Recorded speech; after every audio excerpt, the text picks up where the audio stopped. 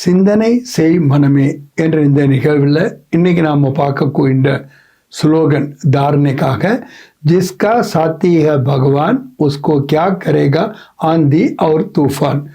யாருக்கு இறைவனே துணையாளராக இருப்பாரோ அவங்களுக்கு புயலோ என்ன செய்ய முடியும் என்பதுதான் இதில் தமிழில் விளக்கம். அதாவது யாருடைய துணையாக இருக்கின்றார், அதாவது யார் நமது துணைகாரனாக இருக்கின்றார், இது ரொம்ப முக்கியமான விஷயமாகும். நாம் ஆரம்பத்திலேருந்து வகுப்பு கேட்கும்போது பிறர் நமக்கு சொல்லி கொடுத்த விஷயங்கள் எல்லாமே என்னென்னா, நாம் யாருடையவர்கள் என்ற நினைவு செய்யணும். அதாவது அன்பு கடலுடைய குழந்தை அன்பு சொரூபமானவர்கள், ஞான கடலான பாபாவனுடைய குழந்தைகள் ஞான சொரூபமானவர்கள், பவித்திர கடலான பாபாவனுடைய குழந்தைகள் நாம் பவித்திர சொரூபமானவர்கள். இப்படி தான். ஆனால் தாதி குல்சார் எப்படி அந்த அனுபவத்திலே மூழ்கி போனாங்க.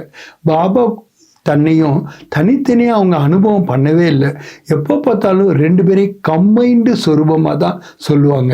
எப்படி கம்பைண்டு அப்படின்னு வந்த பிறகு ஒருவரிலிருந்து இன்னொருத்தவர்கிட்ட ஒரு தனித்தன்மை, தனிப்பட்ட ஒரு ஃபீலிங்கே இல்லாமல் இணைந்த ஒரு அனுபவத்தை அவங்க செஞ்சுக்கிட்டு இருந்தாங்க. இன்னொன்று, நம்மளுடைய தாதி ஜானகி அவர்கள் எப்பொழுது சொல்லுவாங்க, ஓம் சாந்திக்கு 3 முறை சொல்லும் போதும் அதுக்கு 3 பொருள்கள் ஒன்று இருக்குது.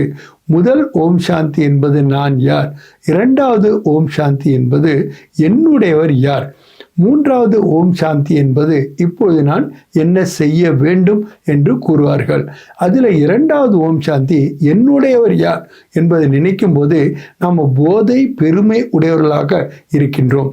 எப்படி ஒரு பிரசிடென்டினுடைய குழந்தை, எங்கள் அப்பா யார் தெரியுமா, பிரசிடென்ட் ஆஃப் அமெரிக்கா, எவ்வளோ போதையோட பெருமையோடு இருப்பார்.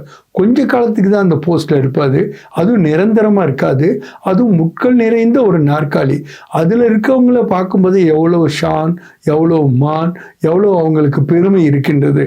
ஆக என்னுடையவர் யார், அவர் எப்படிப்பட்டவர். ஆக பாபா யார் என்பதை வெறுமனே ஞானபூர்வமாக அறிதல் புரிதல் மட்டும் இருந்தால் பத்தாது, அவரை ஏற்றுக்கொண்டால் மட்டும் பத்தாது, அந்த அனுபவத்தை நாம் பெறக்கூடியவர்களாக இருக்க வேண்டும். அதனால தான் பாபா சொல்கிறாங்க, யூஸ் மீ அப்படின்னு, என்னை பயன்படுத்த தெரிந்து கொள்ளுங்கள். நான் உங்களுக்கு கிடைச்சிட்டேன், நான் உங்களுக்கு எல்லாவற்றையும் கொடுத்து கொண்டே இருக்கின்றேன். அதுவும் எதை கொடுத்தாலும் நான் அளவற்று கொடுக்கின்றேன், நேரத்திற்கு ஏற்ப கொடுக்கின்றேன். ஆக ஒரு நேரத்தில் எனக்கு ஒன்று கிடைக்கவில்லை என்றால் அதுலேயும் நன்மை இருக்கின்ற அனுபவத்தை செய்கின்றோம். காலம் வரும்பொழுது எனக்கு எதை கொடுக்கணுமோ அதை பாபா கரெக்டாக கொடுத்துட்றார். யார் மூலமாக அது கொடுத்துன்றார். இதெல்லாம் நம்ம வாழ்க்கையில் அனுபவம் செய்து கொண்டு தான் இருக்கின்றோம் பிராமண வாழ்க்கையில். ஏன்னா பிராமண வாழ்க்கையினுடைய ஒவ்வொரு நொடியினுடைய அனுபவமும் அலௌகீகமானது, வித்தியாசமானது. ஏன்னா நம்ம கிடைச்சிருக்கக்கூடிய 2 தந்தையுமே யார் பாருங்க. ஒருத்தவர் அலௌகீக தந்தை, அதாவது பிரம்மா எப்படி இருக்கின்றார், ஃபரிஸ்தாவாக இருக்கின்றார்.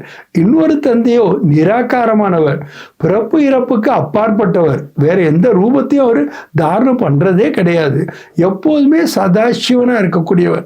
அதனால தான் எப்பொழுதுமே அவர் என்ன சொல்றார், சதா உங்களுடைய மனநிலையை உயர்ந்ததாக வைத்துக் கொள்ளுங்கள், சதா நீங்க மகிழ்ச்சியாக இருங்கள், சதா நீங்க எம்பவர்டு ஆத்மாக்களாக இருங்கள் என்று தான் கூறிக்கொண்டே இருக்கின்றார். ஆக நமக்கு கிடைத்திருக்கக்கூடிய 2 தந்தையிலுமே ஒருவர் ஃபரிஸ்தா, இன்னொரு நிராகாரமான ஓஷன், கடலாக இருக்கக்கூடியவர். அப்ப என்னுடையவர் யார், அவர் என்னுடைய துணையாக இருக்கும் பொழுது எனக்கு என்ன பிரச்சனை இருக்க முடியும். பிரச்சனைகள் வெளியிலேருந்து வர்றதை விட உள்ள இருக்கிறது தான் பெரிய பிரச்சனையா இருக்கு. என்ன சொல்லுவாங்கன்னா, கடலில் எவ்வளோதான் தண்ணி இருந்தாலும் அதில் கப்பல் மிதந்துடும். ஆனால் அந்த கப்பலுக்குள்ளே தண்ணி வந்துருச்சுன்னா அந்த கப்பலால் கரையேற முடியாது. அதே மாதிரி தான் உலகம் முழுக்க பிரச்சனை இருக்கலாம், எல்லார்ட்டையுமே பிரச்சனை இருக்கலாம், எங்கே பார்த்தாலும் பிரச்சனை இருக்கலாம்.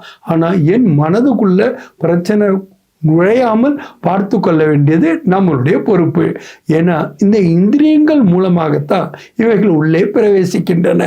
நாம் எப்போ இந்திரியங்கள்லேருந்து விலகி இருக்கின்றோமோ, சாட்சி திருஷ்டா நிலையில் இருக்கின்றோமோ, அப்போ எந்த ஒன்றும் நம்ம உள்ளுக்குள்ள நெகட்டிவிட்டிஸ் நுழையவே முடியாது. ஏன்னா தோல்வியை கூட நாம் பாடமாக ஏற்றுக்கொள்ளும் பொழுது நாம் எப்போதுமே வென்றவர்களாக அனுபவத்தை நம்மளால் செய்ய முடிகின்றது. அதனால் என் கூட யார் இருக்கின்றார்? அவர் கூட நான் இருக்கும் பொழுது எனக்கு எந்த பிரச்சனையும் கிடையாது, எந்த கவலையும் கிடையாது, எந்த ஒரு சஞ்சலமும் கிடையாது. ஏனென்றால் என்னை வழி நடத்துபவர், எனக்கு துணையாக இருக்கக்கூடியவர், 3 காலத்தையும் உணர்ந்த இறைவன் சர்வ சக்திவான் என்ற அனுபவத்தில் இருக்கும்பொழுதுதான் இந்த பிராமண வாழ்க்கையை மகிழ்ச்சி நிறைந்த வாழ்க்கையாக நாம் அனுபவம் செய்து கொண்டே செல்லுகின்றோம். நல்லது. ஓம் சாந்தி.